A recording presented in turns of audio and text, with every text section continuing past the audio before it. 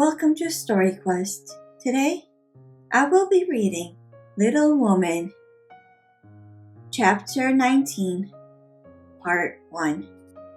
While these things were happening at home, Amy was having a hard time at Aunt March's.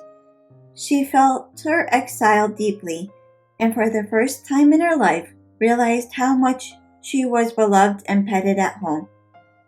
Aunt March never petted anyone, and she did not approve of it, but she meant to be kind, for the well-behaved little girl pleased her very much, and Aunt March had a soft place in her old heart for her nephew's children, though she didn't think it proper to confess it.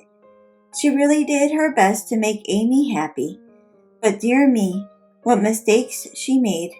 Some old people keep young at heart in spite of wrinkles and gray hairs, can sympathize with children's little cares and joys, make them feel at home, and can hide wise lessons under pleasant plays, giving and receiving friendships in the sweetest way. But Aunt March had not this gift, and she worried Amy very much with her rules and orders, her prime ways, and long prosy talks, finding the child more docile and amiable than her sister. The old lady felt it her duty to try and counteract, as far as possible, the bad effects of home freedom and indulgence. She took Amy by the hand and taught her as herself had been taught 60 years ago, a process which carried dismay to Amy's soul and made her feel like a fly in the web of a very strict spider. She had to wash the cups every morning and polish up the old-fashioned spoons, the fat silver teapot, and the glasses till they shone. Then she must dust the room, and what a trying job that was. Not a speck escaped Aunt March's eye, and all the furniture had claw legs and much carving, which was never dusted to suit. Then Polly had to be fed, the lapdog combed, and a dozen trips upstairs and down to get things or deliver orders, for the old lady was very lame and seldom left her big chair. After these tiresome labors, she must do her lessons, which was a daily trial of every virtue she possessed. Then she was allowed 1 hour for exercise or play, and didn't she enjoy it? Laurie came every day and wheeled Aunt March till Amy was allowed to go out with him, when they walked and rode and had capital times. After dinner, she had to read aloud and sit still while the old lady slept, which she usually did for an hour, as she dropped off over the first page. Then patchwork or towels appeared, and Amy sewed with outward meekness and inward rebellion till dusk, when she was allowed to amuse herself as she liked till tea time. The evenings were the worst of all, for Aunt March fell to telling long stories about her youth, which were unutterably dull, that Amy would always ready to go to bed, intending to cry over her hard fate, but usually going to sleep before she had squeezed out more than a tear or two. If it had not been for Laurie and old Esther the maid, she felt that she never could have gotten through that dreadful time. The parrot alone was enough to drive her distracted, for he soon felt that she did not admire him, and revenged himself by being as mischievous as possible. He pulled her hair whenever she came near him, upset his bread and milk to plague her, when she had newly cleaned his cage, made Mop bark by pecking at him while Madame dozed, called her names before company, and behaved in all respects like a reprehensible old bird.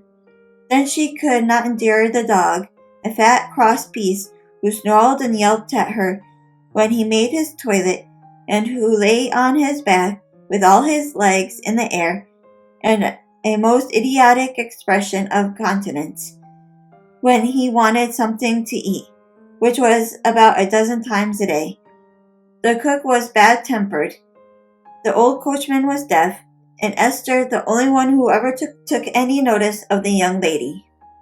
Esther was a Frenchwoman who had lived with Madame, as she called her mistress, for many years, and who rather tyrannized over the old lady, who could not get along without her. Her real name was Estelle, but Aunt March ordered her to change it, and she obeyed, on condition that she was never to change her religion. She took a fancy to Mademoiselle, and amused her very much with odd stories of her life in France, when Amy sat with her while she got up Madame's laces. She also allowed her to roam about the great house, and examine the curious and pretty things stored away in the big wardrobes and the ancient chests, for Aunt March hoarded like a magpie.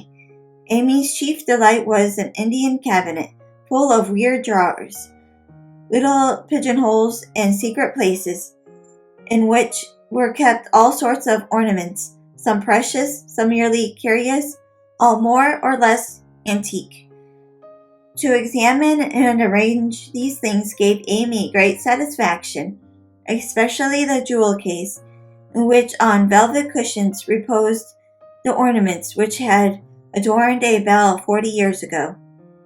There was a garnet set which Aunt March wore when she came out, the pearls her father gave her on her wedding day, her lover's diamonds, the jet mourning rings and pins, the weird lockets, with portraits of dead friends and weeping willows made of hair inside, the baby bracelets her one little daughter had worn, Uncle March's big watch with the red seal so many childish hands played with, and in a box all by itself lay Aunt March's wedding ring, too small now for her fat finger, but put away carefully, like the most precious jewel of them all. Which would Mademoiselle choose if she had her will? Asked Esther, who had always sat near to watch over and lock up the valuables. I like the diamonds best, but there is no necklace among them, and I'm fond of necklaces. They are so becoming. I should choose this if I might, replied Amy, looking with great admiration at a string of gold and ebony beads, which hung a heavy cross of the same. I too covet that, but not as a necklace. Ah, no. To me it is a rosary, and as such I should use it like a good Catholic, said Esther, eyeing the handsome thing wistfully. Is it meant to use as you the string of good-smelling wooden beads hanging over your glass? Asked Amy. Truly yes, to pray with. It would be pleasing to the saints if one used to find a rosary as this, instead of wearing it as vain jewelry. You seem to take a great deal of comfort in your prayers, Esther, and always come down looking quiet and satisfied. I wish I could. If Mademoiselle was a Catholic, she would find you true comfort. But that is not to be. It would be well if you went apart each day to meditate and pray, as did the good mistress whom I served before Madame. She had a little chapel, and in it found solace for much trouble. Would it be right for me to do so too? Asked Amy, who in her loneliness felt the need to help of some sort, and found that she was apt to forget her little book, now that Beth was not there to remind her of it. It would be excellent and charming, and I shall gladly arrange the little dressing room for you if you like it. Say nothing to Madame, but when she sleeps, go you and sit alone a while to think good thoughts and pray the dear God preserve your sister.